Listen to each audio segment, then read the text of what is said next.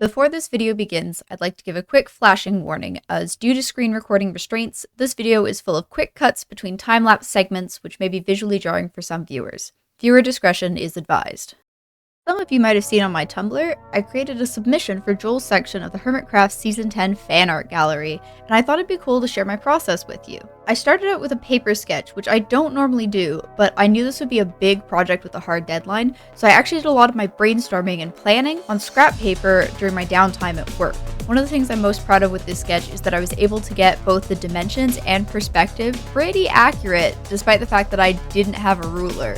I was pleasantly surprised when I loaded the sketch into the drawing program, and it fit the canvas pretty much perfectly, and the lines lined up pretty well with the vanishing point. For the drawing itself, I actually went back through all of Joel's Hermitcraft intros and made a master list of all the Joels. The hovercraft in the background was originally going to be for any of the Joels I couldn't fit in the main picture, but I realized that detail would be too small. Depending on how you define a distinct Joel or character that Joel has played, I think there's about 30 at this point, so my criteria for choosing which ones would make it into this drawing was that they were related to something that he was doing in his videos, or they had a recurring appearance. I wanted to do a piece featuring as many Joels as possible because one of my favorite things about his season so far has been all the really cool intros that he's done, so I wanted to do something that included the creativity and zany characters from those intros as much as possible.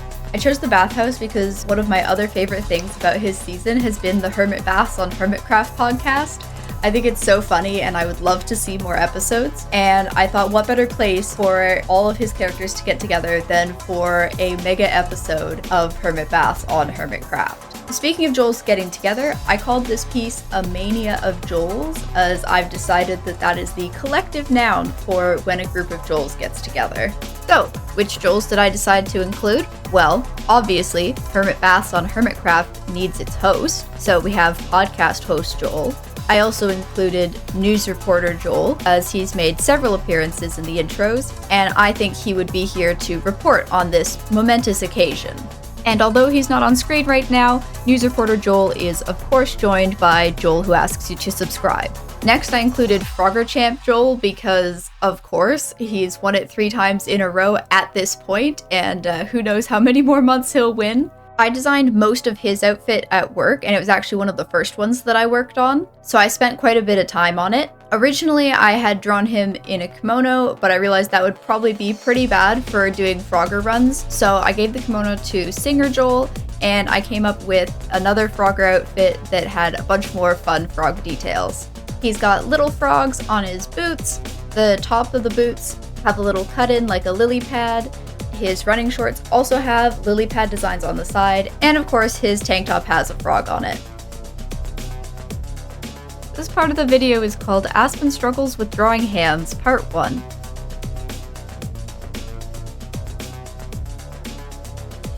Another Joel I obviously had to include was Singer Joel, because I mean, what else can I say? The Honey Honey intro is what made me subscribe. Joel, who totally isn't obsessed with Etho, his outfit's a little hard to explain. I really don't know what possessed me, but I just felt like he needed to have those little arm floaties. And obviously everything about him had to be Etho themed, so he's got the Etho shirt. Also, obviously he's in Etho cosplay with the headband. He's also holding a little plushie of the Guess the Build Etho. And yeah, the arm floaties have Etho's face on them. I don't know how to explain where this decision came from, but it appeared in my mind and it had to happen.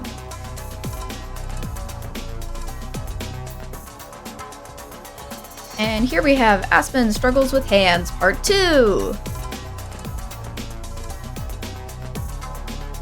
At one point, I thought I wanted to put news reporter Joel in like a pinstripe suit. I later decided not to, I just felt it didn't look right. Aspen Struggles with Hands Part 3. How many parts will there be?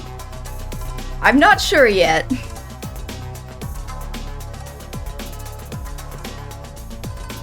Here I'm just adding in a few details. I gave Joel, who's totally not obsessed with Etho, a little blush. And I also added podcast host Joel's abs, which are drawn on and not real because Jem said that they are fake, and so I'm taking that as canon. Sorry, Joel, I'm also a gem enjoyer. Here we have Bad Boy Joel, and I know he's not technically in Hermitcraft, but I think the statue counts. And also, this was originally going to just be regular Joel, but I wanted him to look cool chilling in the hot tub, so I gave him sunglasses, and I was like, well, that's basically Bad Boy Joel.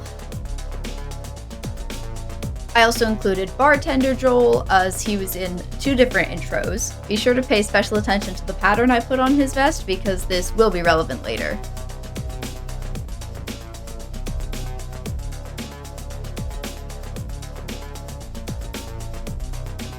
You know what time it is. Aspen struggles with hands, part 4? You know, come to think of it, if I struggle this much with hands, why did I choose to draw this many people? Next up we have Officer Joel, and Joel actually had a distinct skin for this character, so I had something to go off for the design. He also had a distinct skin for the detective character, who I would have loved to include in this drawing, but I don't think it would be canon compliant because pretty sure he got murdered dead. Which is, incidentally, exactly what Officer Joel is here to interview Bartender Joel about. Hand struggling part 5! Except I actually don't think I struggled too much with this one, and I like how these ones came out.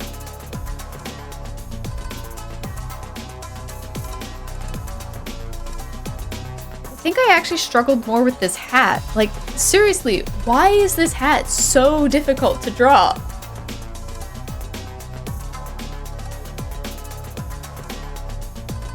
Speaking of hats, I also remembered I wanted to add a froggy hat for Frogger Joel, for maximum frogginess of the outfit.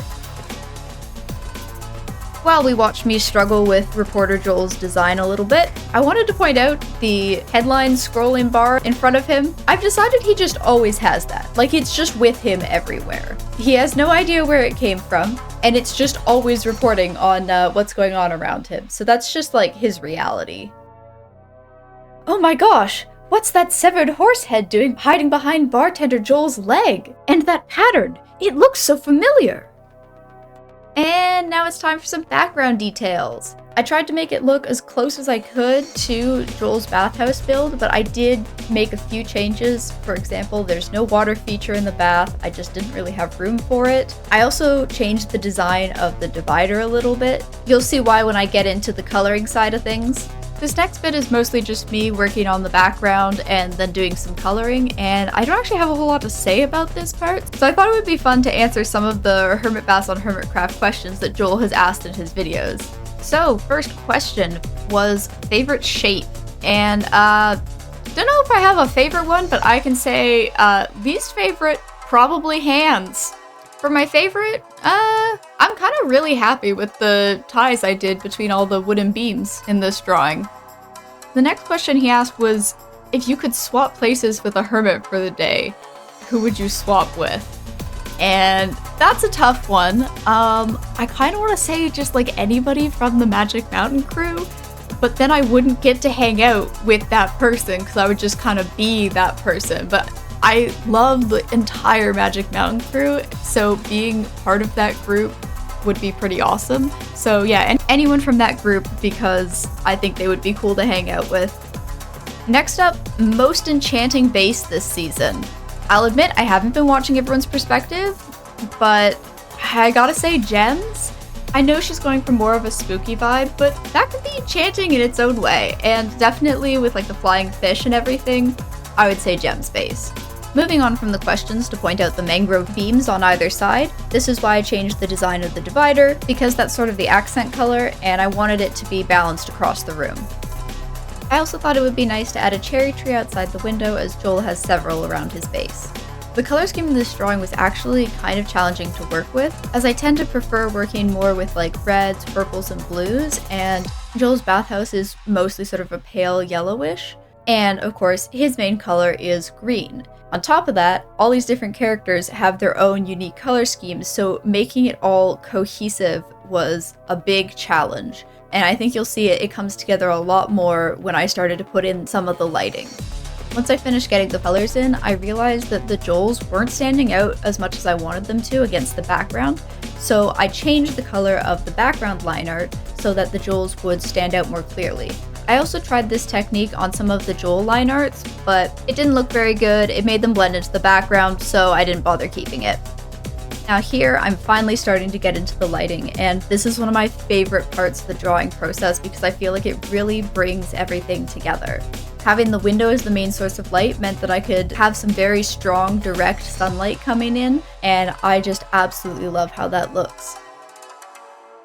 One thing I forgot to mention earlier is I had originally planned for Joel's kimono to have a pattern of small symbols on it, each representing something to do with his season. Unfortunately, I realized that those details would probably be too small to pick up on, so I didn't end up including it. I also wanted to explain the choppiness of the time-lapse. Short version is, Sketchbook, I am begging you to add a time-lapse feature to your desktop app. Long version is, this time-lapse almost didn't exist at all because my tablet's not very powerful and couldn't handle most screen recording software. It also didn't have a lot of storage, so I actually almost lost the footage several times. Just figuring out how to record this drawing took about 8 hours before I was actually able to begin drawing. On top of that, because I was screen recording and not time-lapsing, I then had to spend multiple days editing out every time I zoomed in or out, because trust me, it looked really bad.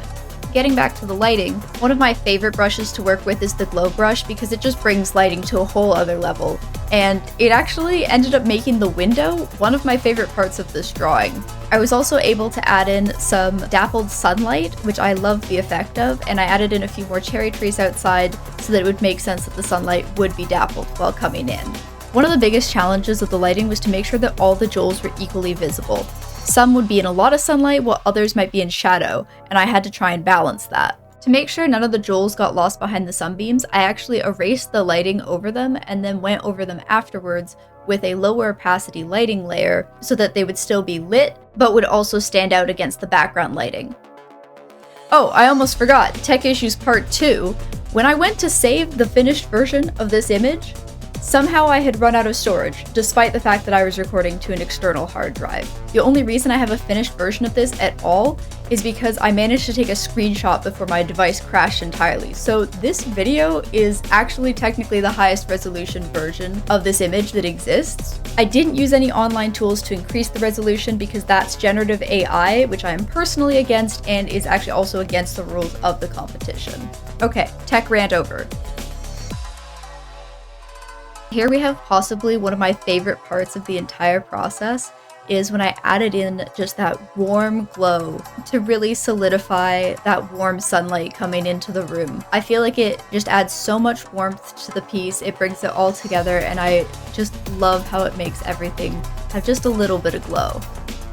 Overall, this piece took about 20 hours to make, and that's not including at least 10 hours of troubleshooting all of the tech issues that I had along the way. I had so much fun working on this piece, and I'm really happy with how it turned out. I wanted to say a big thank you to Joel for having such a cool season. I love watching your videos, and I'm so excited to see what you do with the rest of your season and all the new intros that you do.